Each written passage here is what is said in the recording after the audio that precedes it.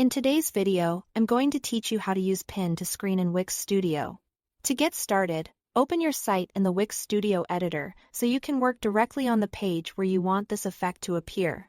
Pinning an element to the screen is useful when you want something to remain visible while visitors scroll.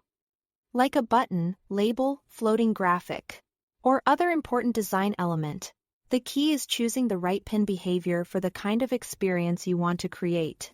Once your site is open, select the element you want to pin to the screen. Make sure you click the exact item you want to control, because the position settings will apply only to that selected element.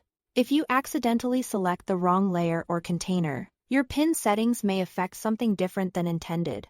Next, go to the top right of the Wix Studio editor and click the inspector icon. This opens the panel where you can manage layout and positioning settings in more detail. The inspector is where you'll make the actual change that turns a regular element into a pinned one. In the inspector, scroll down until you find the position section. This is the area that controls how the element is placed on the page and how it behaves when the page is viewed or scrolled. In the position type dropdown, change the setting from standard to pinned.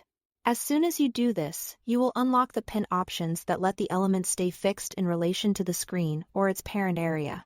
Under Pin to, choose the scope that fits your design. If you choose Page, the element stays visible and fixed on the screen while users scroll up and down the entire page. This is a good option when you want something to remain consistently accessible. If you choose Section Grid, the element stays fixed only within the bounds of its parent section.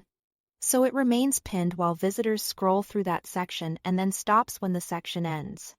If you choose Cell, the element stays fixed in place relative to its specific parent container, which gives you more localized control inside a structured layout.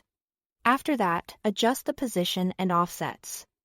Use the layout alignment dots to choose the edge or corner you want the element anchored to. Then fine-tune the horizontal and vertical offsets to place it exactly where you need it. This helps you keep the design clean, balanced, and easy to use across the page. Once everything looks right, your pinned element is ready. That's all to it. Thanks for watching.